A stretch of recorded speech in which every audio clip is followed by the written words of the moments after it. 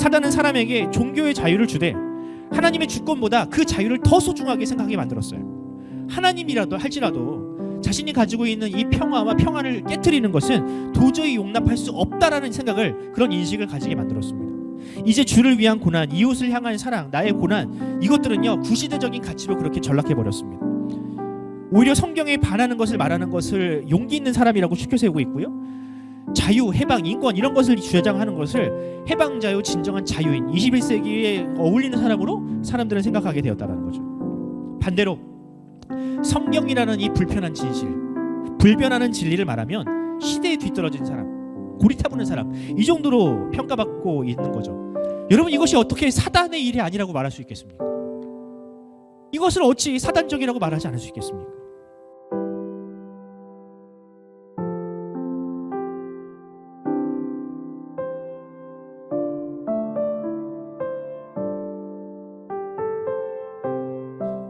오늘 설교 제목은 수리남에서 사역하시는 한 목사님의 유행어를 따라 이렇게 지어봤습니다. 너 사탄 들렸어? 저는 잘 안 되네요, 이런 거. 저는 최근에 C.S. 루이스의 스크루테이프의 편지라는 책을 읽었습니다. 이 책이 워낙 설교에도 많이 인용이 되고 또 여러분들도 아마 이름은 한 번쯤 들어봤을 텐데요. 저는 이 책을 오래전에 사놓고 한참 까먹고 있었습니다. 그래서 최근에서야 이 책을 꺼내보게 되었는데요. 책의 분량이 그렇게 길지 않아가지고 금방 읽었습니다. 마음만 먹으면 하루면 읽을 것 같았는데 제가 좀 책을 음미하면서 보는 편이라 한 2-3일 정도 걸린 것 같아요.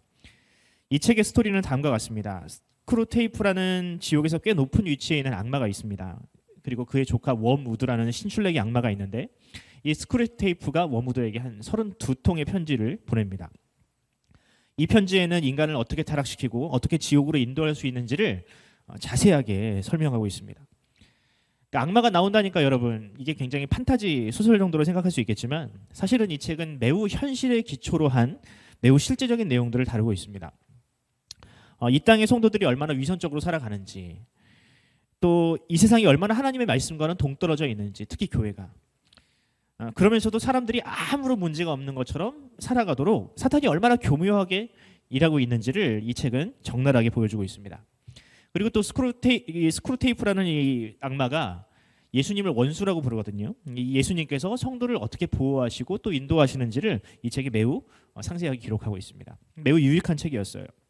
그래서 기회만 된다면 우리 청년들과 우리 한 챕터씩 읽어가면서 토론을 하면서 읽어도 좋겠다라는 생각을 하게 되었습니다. 이처럼 문학에서는 그 악마를 소재로 한 작품들이 굉장히 많습니다. 대표적인 것이 이제 괴테가 쓴 파우스트라는 희곡이죠. 여기에는 메피스토펠레스라는 악마가 등장을 합니다.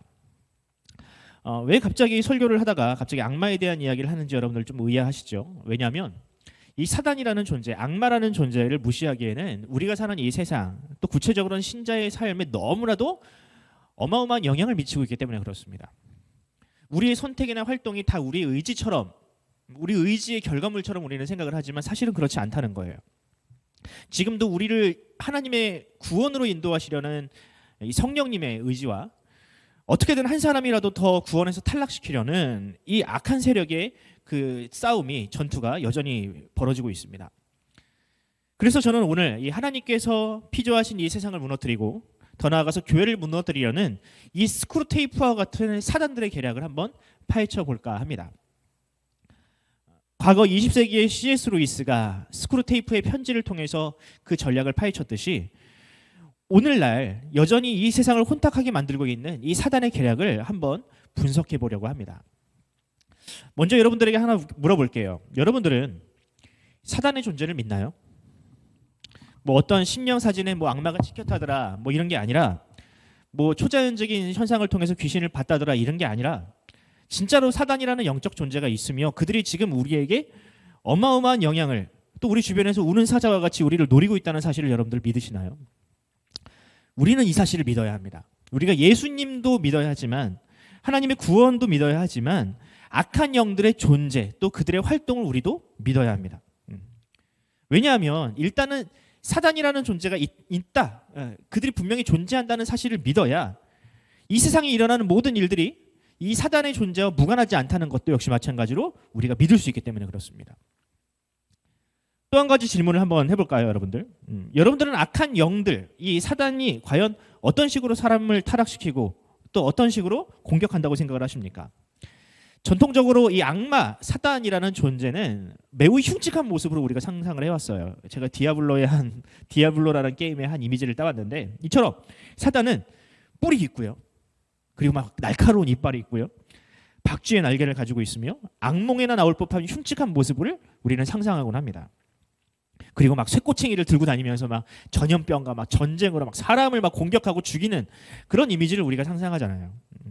그런데 이 C.S. 루이스나 괴테가 생각하는 악마는 그런 이미지가 아니었습니다. 그들은 매우 지적이고요, 매우 논리적이고요, 그들은 유행을 창출할 줄 알고요, 또 말을 굉장히 잘하는 존재들입니다.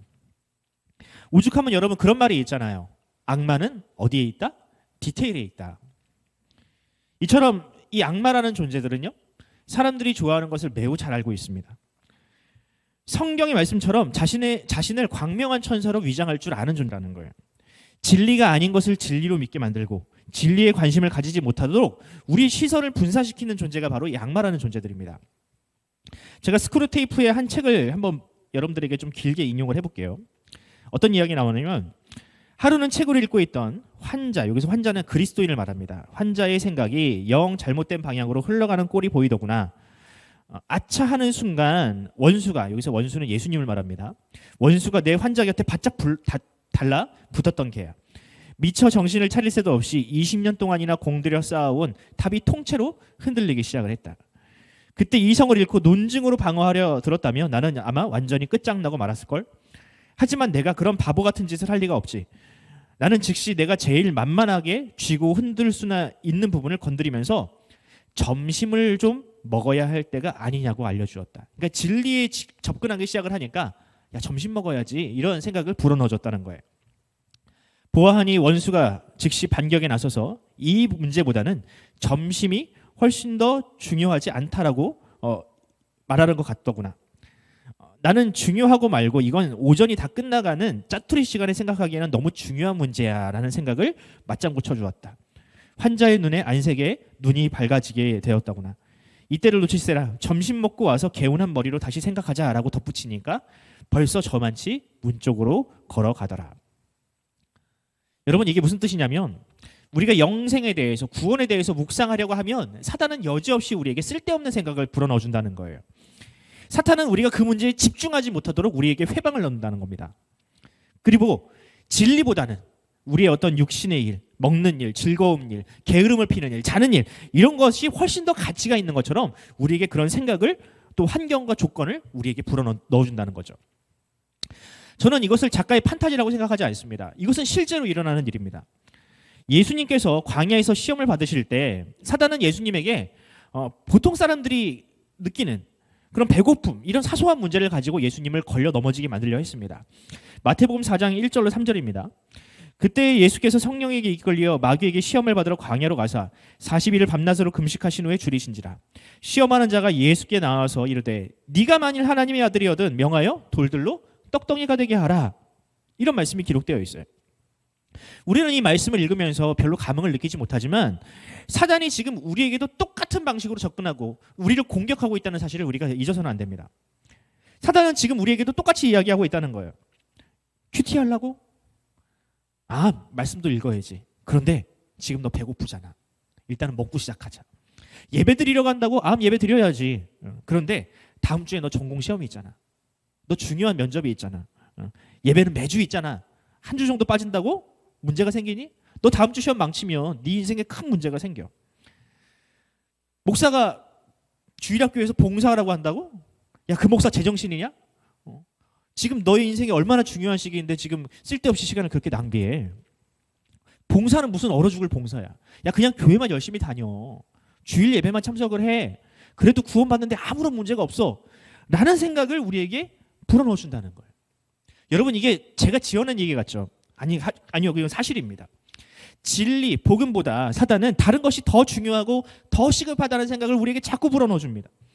예수님께서 십자가 죽음을 예고하셨을 때 그의 제자 베드로도 역시 마찬가지로 이와 같은 생각을 가졌어요. 사단이 그의 머릿속에 이런 생각을 불어넣어 줬어요. 야, 예수님 죽는다잖아. 너 가만히 있을 거야? 네가 예수님보다 나이도 많잖아. 너 예수님한테 인생을 올인했는데 예수님 죽어버리면 네 인생 끝이다? 네가 좀 말려봐야 되는 거 아니냐? 한마디 해. 멱살이라도 잡아와. 물론 성경에는 사단이 베드로에게 이렇게 충동질했다는 말은 나오진 않죠. 하지만 이 해석하기에 따라 이 베드로의 행동은 예수님을 향한 충심으로도 볼 수 있습니다. 하지만 예수님의 멱살을 잡고 흔들던 그 베드로를 향해서 예수님께서 뭐라고 말씀하셨는지 우리가 봐야 된다는 거예요. 마태복음 16장 23절입니다. 예수께서 돌이키시며 베드로에게 이르시되 사단아 내 뒤로 물러가라. 너는 나를 넘어지게 하는 자로다. 내가 하나님의 일을 생각하지 아니하고 도리어 사람의 일을 생각하는도다 하고. 예수님께서 지금 베드로에게 베드로야 라고 말씀하지 않으시고 사단아라고 하셨어요. 베드로에게 악한 생각을 집어넣어주고 베드로로 하여금 예수님을 걸려 넘어지게 만들려는 그 사탄의 속임수를 예수님은 꿰뚫어 보고 있었다는 거죠. 베드로만 사탄 들렸을까요, 여러분? 베드로만 이렇게 사탄에게 휘둘렸을까요, 여러분? 아닙니다. 우리는 우리의 모든 생각과 우리의 활동, 우리의 선택에 사단이 개입하고 있다는 사실을 우리가 분명히 인식해야 합니다. 만약 우리의 선택이 이성과 합리를 따른답시고 예배라든지 교회로부터 진리로부터 멀어지게 하고 있다면 분명히 사탄이 우리 삶 가운데 지금 역사하고 있습니다. 우리는 지금 사탄에게 잠식을 당하고 있다고 여러분들이 생각하시면 돼요.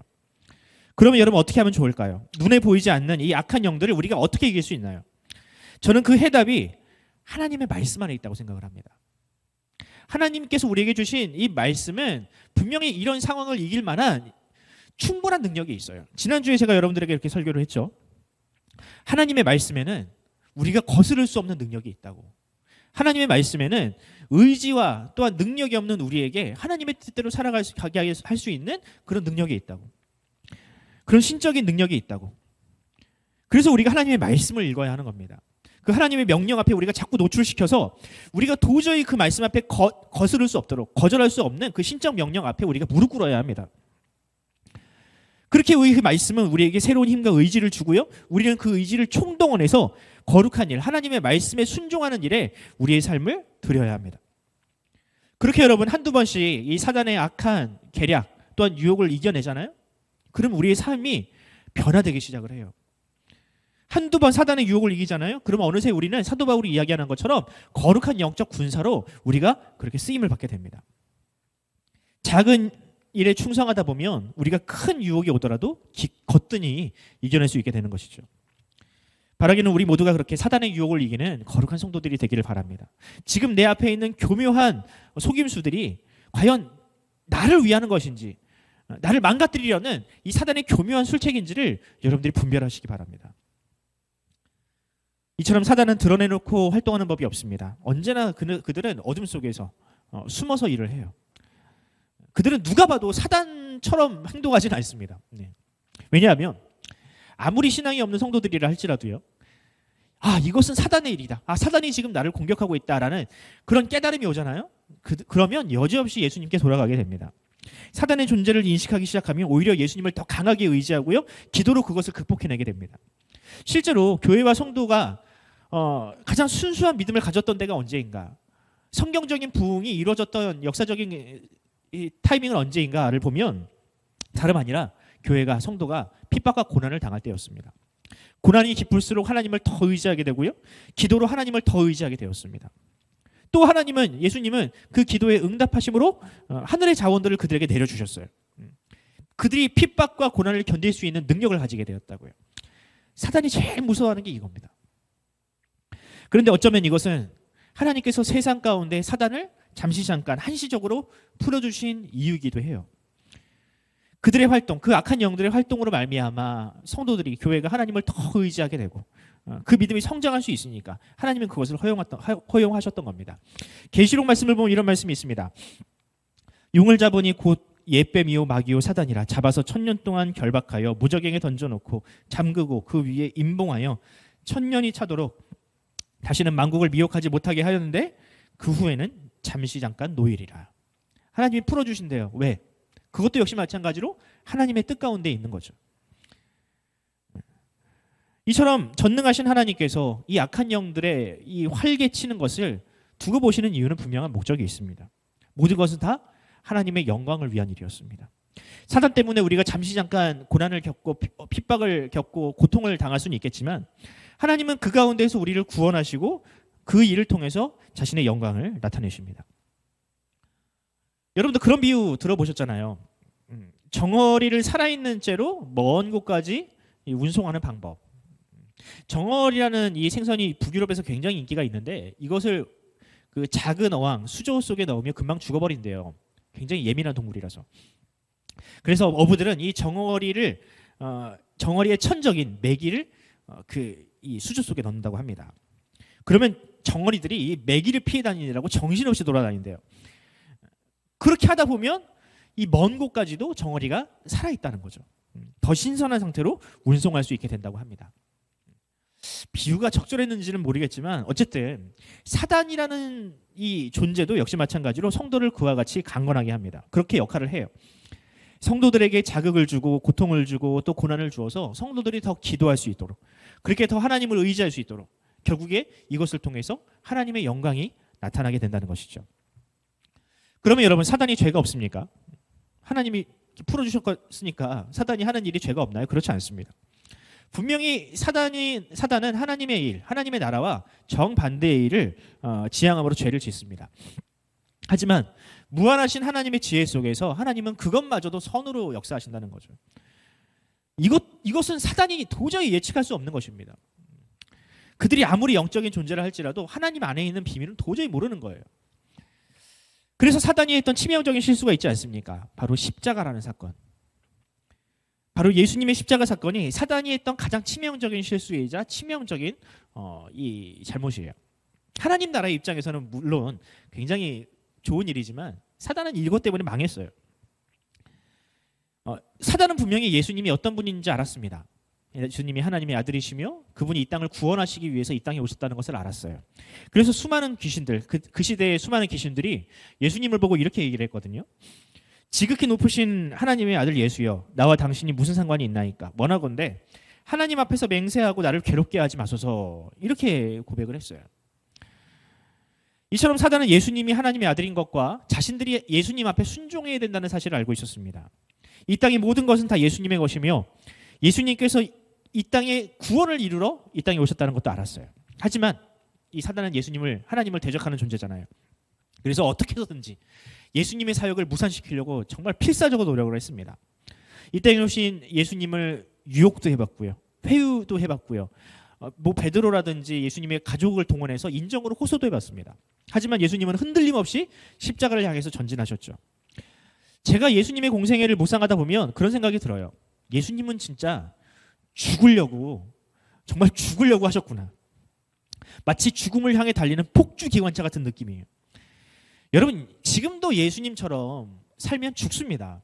그렇게 권력자들을 공격하고 대중의 심기를 건드리고 어떤 민족의 어떤 자존심을 상하게 하고 하면요, 이 법적인 이 재판을 받기도 전에 이 정치적인 살인, 또 이 언론을 통해서 사회적인 살인을 당하게 됩니다.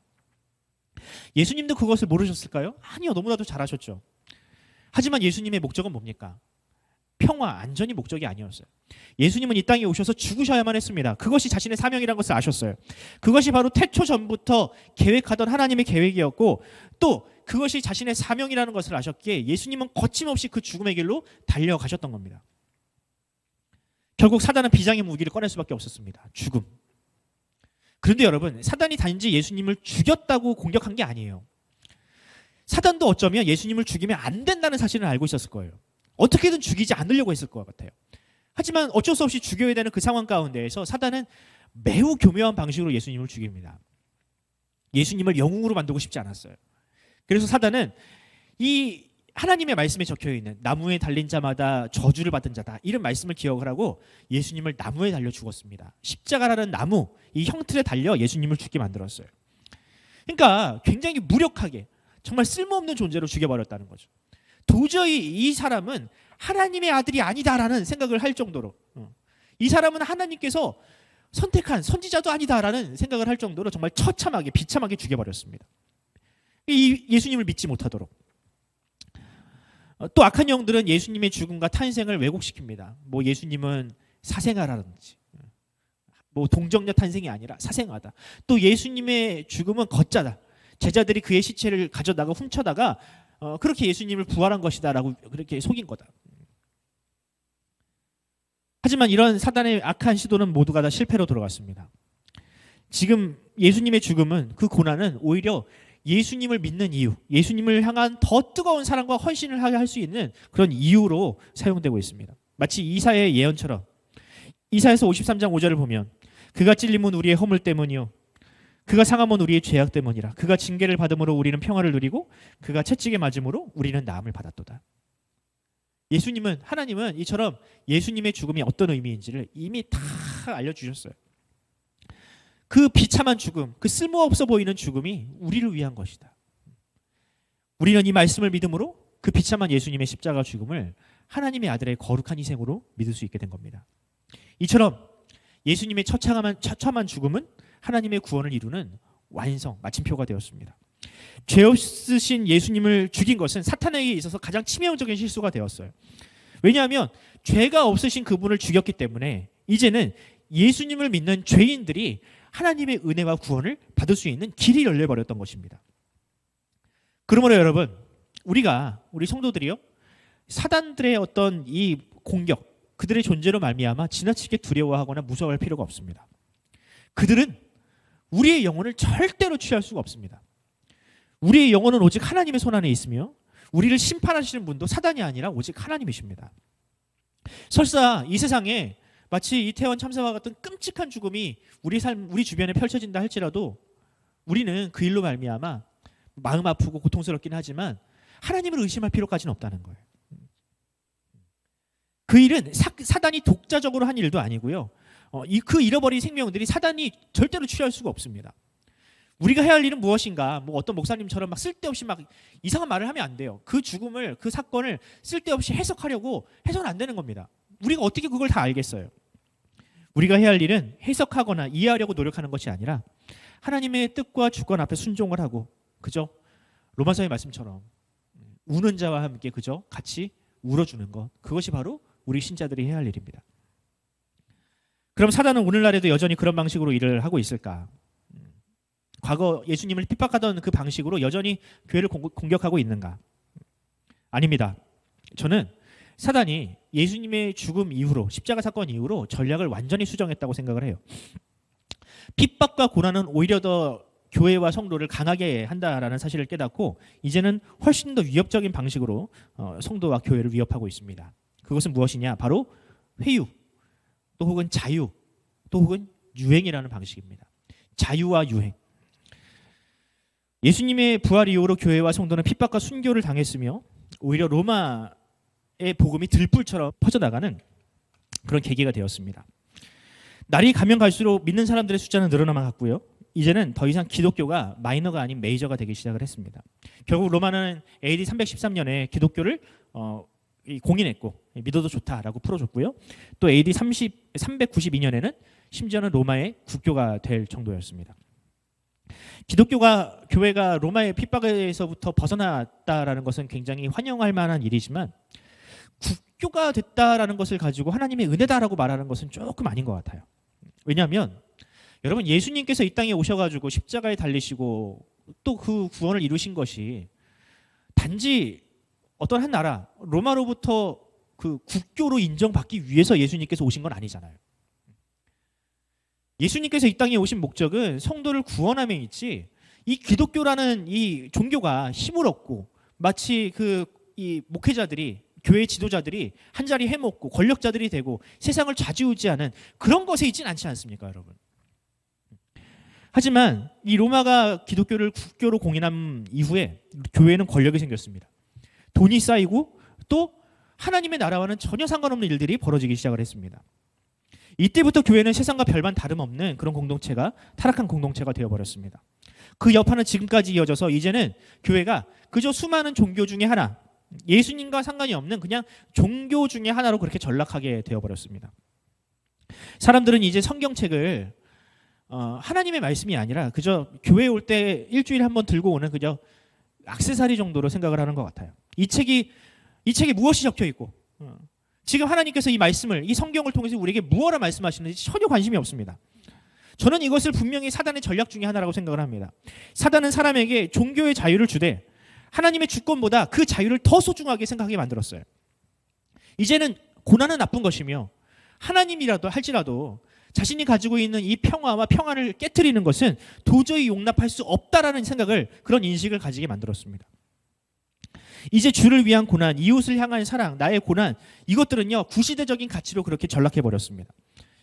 오히려 성경에 반하는 것을 말하는 것을 용기 있는 사람이라고 추켜 세우고 있고요, 자유, 해방, 인권 이런 것을 주장하는 것을 해방자요, 진정한 자유인, 21세기에 어울리는 사람으로 사람들은 생각하게 되었다는 거죠. 반대로 성경이라는 이 불편한 진실, 불변하는 진리를 말하면 시대에 뒤떨어진 사람, 고리타분한 사람, 이 정도로 평가받고 있는 거죠. 청교도주의, 경건주의 이런 말을 하는 사람은 오히려 주변 사람들을 피곤하게 하고 힘들게 하고 그렇게 고리타분한 사람으로 여겨지게 만들었고요. 그래서 교회는 지금 이제부터는 말씀보다는 사람들의 취향에 맞는, 유행에 맞는, 기호에 맞는 이벤트에 올인하게 되었고요. 그런 교회가 사람들을 많이 모으니까 이제는 모든 교회가, 이 목회자가 교회의 본질을 내팽개치고 그저 그것만 또 쫓아가는 그런 시대로 전락하게 되었습니다. 여러분, 이것이 어떻게 사단의 일이 아니라고 말할 수 있겠습니까? 이것을 어찌 사단적이라고 말하지 않을 수 있겠습니까? 이것을 어떻게 진화의 당연한 결과물이며 사단은 과학적으로 입증할 수 없으니 사단이 없다라고 말할 수 있겠습니까? 사단적인 일들이 이렇게 판을 치고 있는데 어떻게 사단이 없다고 말할 수가 있냐는 거예요. 그럼에도 불구하고 이 사단은요, 이 과학이라는 이 방패 뒤에 숨어서 사람들로 하여금 사단은 없어, 악한 영들은 없어, 이런 식으로 자신을 숨기고 있죠. 그러면서도 교묘하게 하나님의 말씀과 멀어지게 만드는 이 사단이라는 존재가 눈에 보이지 않는다고 어떻게 없다고 말할 수 있겠습니까? 저는 오늘날 교회가 병들어가고 사람들이 이기주의적으로 변하고 심지어는 결혼도 출산도 그것을 악한 일처럼 여기는 이 세태는 분명히 사단의 일, 지극히 사단적인 일이라고 말하고 싶습니다. 물론 이런 반론도 할 수 있겠죠. 이 모든 일들은 교회가 잘못한 거다, 교회가 잘못했기 때문에, 목회자가 타락했기 때문에 일어난 일들이다, 그 결과물들이라고 말할 수도 있겠죠. 하지만 저는 이렇게 어떤 집단에게, 어떤 일부의 사람들에게 이 모든 잘못을 떠넘기고 또 혹은 탓하게 만드는 것도 역시 마찬가지로 사단의 전략이라고 생각을 합니다. 우리 모두가 반성을 하고 행동하며 변화해야 될 일들을 어떤 누구의 잘못으로 떠넘기고 마치 자신은 아무런 잘못이 없는 것처럼, 자신은 마치 의로운 사람인 것처럼 그렇게 위장하는 것, 그건 역시 마찬가지로 저는 사단적인 것이라고 말하고 싶습니다. 그러므로 여러분, 우리가 정신 똑바로 차려야 합니다. 우리가 문제만 이야기하고 서로를 탓할 그런 어떤 사이에 사단은 이 세상을 다 먹어버렸어요. 집어삼켜버렸습니다. 이제는 하나님께서 이 창조하신 창조 원리마저도 지금 굉장히 위협을 받고 있습니다. 하나님은 남자와 여자를 창조하실 때 서로 한 몸이 되라고 명령을 하셨는데 이제는 서로 미워하잖아요. 뭐 한남이니 뭐 무슨 연애하면서 서로를 너무나도 미워하고 있잖아요. 이게 맞습니까? 결혼을 하고 아이를 낳고 키우는 것이 너무나도 숭고하고 가치 있는 일인데 그것이 너무나도 쓸데없는 일처럼 여겨지고 있잖아요. 바보 같은 사람들 하는 짓으로 여겨지고 있지 않습니까?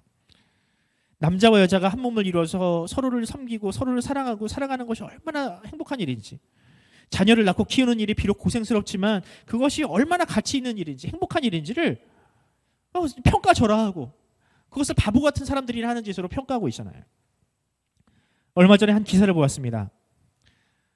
그 기사를 보니까 이제는 결혼을 하지 않고 어떤 회사가 비혼 선언만 하더라도 그 사람에게 상여금을 주고 휴가를 주고 그렇게 한다면서요, 여러분. 이것이 마치 MZ세대가 말하는 공정에 부합한 일이라고 하면서 이 비혼 선언을 박수를 쳐주고 있다더라고요. 여러분, 이게 맞습니까? 물론 저는 청년들이 오죽하면 그럴까, 오죽하면 이런 선택을 할까라는 안타까움은 분명히 저도 있습니다. 하지만 이것을 정상이라고 말하는 것은 조금 생각해 봐야 된다는 거죠. 교회는 분명히 이것을 정상이 아니라고 이야기를 할 줄 알아야 합니다. 비록 이것이 청년들에게 불편하게 들린다 할지라도 이것은 분명히 정상이 아니라고 말해야 된다는 거예요. 마치 동성애는 죄다, 이것은 창조 질서에 어긋난다라고 말할 수 있어야 하는 것처럼 마찬가지로 이 미움과 고립과 대립을 이 장려하는 이 현실도, 박수를 쳐주는 이 현실도 저는 분명히 문제가 있다라고 교회가 지적해올 수 있어야 된다라고 생각을 합니다. 이 배후에는 분명히 사단이 도사리고 있다라고 말할 수 있어야 합니다. 지금 악한 영들이 하나님의 창조 질서를 파괴하고 하나님의 은혜와 구원으로부터 우리를 멀어지게 만들고 있다라고 그렇게 우리가 분명히 말할 수 있어야 합니다. 그러므로 사랑하는 성도 여러분, 우리 청년 여러분, 우리 모두가 다 이 사실을 분명히 인식했으면 좋겠습니다. 사단은 존재하며 그들의 악한 계계는 여전히 우리 주변을 도사리고 있습니다. 그러므로 우리 모두가 다 육의 사람이 아니라 영의 사람이 되었으면 좋겠습니다. 그저 눈에 보이는 이 현상이 이 세계가 다가 아니며 이 세상의 배후에는 분명히 영적인 존재들이 있다는 사실을 우리가 믿어야 합니다. 여러분, 우리는 천국과 지옥을 믿는 사람들이잖아요. 천국과 지옥을 믿는 우리가 이걸 믿지 않으면 이 세상 어느 누가 이 영적인 존재를 믿겠습니까? 우리가 악한 영들의 계계를 대비하지 않으면 이 세상 어느 누구가 그들을 대적할 수 있겠습니까? 여러분, 그러므로 사단의 존재를 분명히 인식하십시오. 이 세상이 내 뜻대로 흘러가지 않는다는 사실을 기억하십시오. 바로 그것이 우리 그리스도인들의 사명입니다. 그러므로 여러분들이 기도할 때 분명히 이렇게 기도하십시오. 주님, 우리의 눈을 열어주시옵소서. 우리의 영적인 안목을 열어주시옵소서. 이 세상 사람들이 다 현실에 순응해 갈 때, 그렇게 다 사단에게 넘어갈 때 우리에게는 진리를 따를 수 있는 용기를 주옵소서. 예수님께서 이 땅에 오셔서 사단의 모든 유혹을 물리치시고 고난과 죽음의 자리를 자처하셨던 것처럼 주님, 우리에게 그런 믿음, 그런 용기를, 우리에게 그런 담대함을 우리에게 허락하여 주시옵소서. 이렇게 기도하고 또한 그 악한 영들을 대적하는 여러분들을 통하여 이 세상을 통치하는 악한 세상 세력들의 그런 통치가 깨어지길 간절히 소원합니다. 사단의 관계가 무너지길 소원합니다. 바로 여러분과 저를 통하여, 우리 교회를 통하여 사단의 나라가 깨어지기를 간절히 축원합니다.